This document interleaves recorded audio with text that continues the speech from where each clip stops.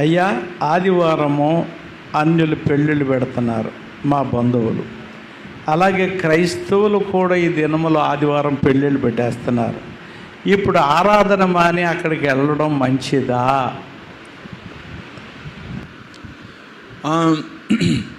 ఇప్పుడు వాళ్ళ పెళ్ళిళ్ళు మీరు వెళ్ళనంత మాత్రాన ఆగవు. ఎవరూ మీకోసం చూడరు, మిమ్మల్ని పిలుస్తారు అంతే. మీరు వెళ్ళినా వెళ్ళకపోయినా మియా బీవీ రాజీతో క్యా కరేగా కాజీ, అవునా కదా? వాళ్ళిద్దరూ ఒప్పుకుంటారు, కుబూల్ హై అంటారు. లేకపోతే పంతులు గారు మంగళం భగవాన్ విశ్వం చదువుతాడు, అయిపోతుంది. మీరు వెళ్ళినా వెళ్ళకపోయినా అక్కడ ఒరిగేదేమీ లేదు.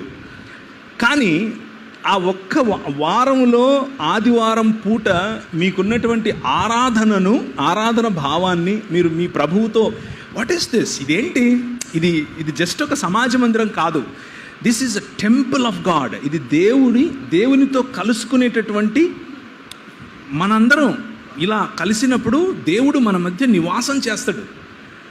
ఆ దేవుని నివాసయోగ్యమైనటువంటి ఆయన మందిరములో ఒక్క గడియ, చెప్పండి, ఒక్క గడియ ఎంత అవుతుంది?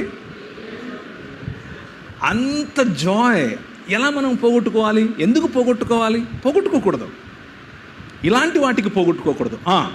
అలాగని చెప్పి ఆదివారం పూట మీకు ఒక ఐఏఎస్ ఎగ్జామ్ ఉంది, దాన్ని ఆరాధనగా రాసిరండి. ఐఏఎస్ ఎగ్జామ్ని ఆరాధన భావంతో రాసిరండి.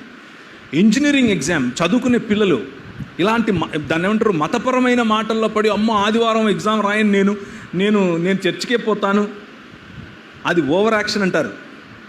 వెళ్ళండి, చదివిన చదువుకు ఆరాధన భావనతో దేవుని కోసం ఎత్తైన చోట, ఇశ్రాయేలు నీ భాగ్యం ఎంత గొప్పది, యెహోవా రక్షకుడు కాగల నీ భాగ్యం ఎంత గొప్పది, అన్యజనులు నీ ఎదుట నీతో ఏకీభవించినట్లు వేషాలేస్తారు, కానీ నువ్వు వారి ఉన్నత స్థలములను తొక్కుతావు.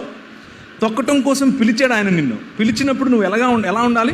తలగా ఉండాలి, తొగ్గా ఉండకూడదు. తలగా ఉండాలంటే వాడు పెట్టినటువంటి ఎగ్జామ్లో తలగా పాస్ అవ్వాలి. సో అలాంటి వాటికి మీ పిల్లల్ని అనుమతించండి, పంపండి. పెళ్ళిళ్ళు అయ్యారు, పెద్ద మనుషులు అయ్యాయి, ఓణీల ఫంక్షన్ వచ్చింది, మా పక్కింట్లో కేక్ కట్ చేస్తున్నారు, మీరు వెళ్ళినా వెళ్ళకపోయినా ఫరక్ नहीं పడతా, ఎవడు పట్టించుకోండి నిన్ను. నువ్వు వచ్చావు, తిన్నావు, వెళ్ళావు, నువ్వు భూమికి భారం వాడికి అంతే. వచ్చావు, ఒక ప్లేట్ ఎక్కువైంది అనుకుంటున్నాడు, దానివల్ల ఏంటి లాభం? ఇది ముఖ్యం. సో ప్రాధాన్యతలు ఎక్కడున్నాయి? So align your thinking to the greater cause.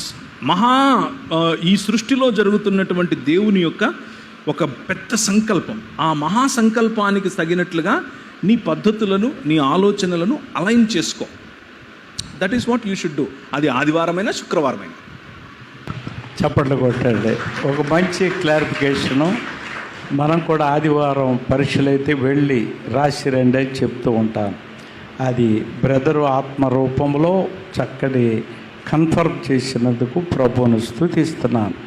అయితే అనవసరమైన వాటికి ఆరాధన విడిచి మనం వెళ్ళకూడదు. ఓకే.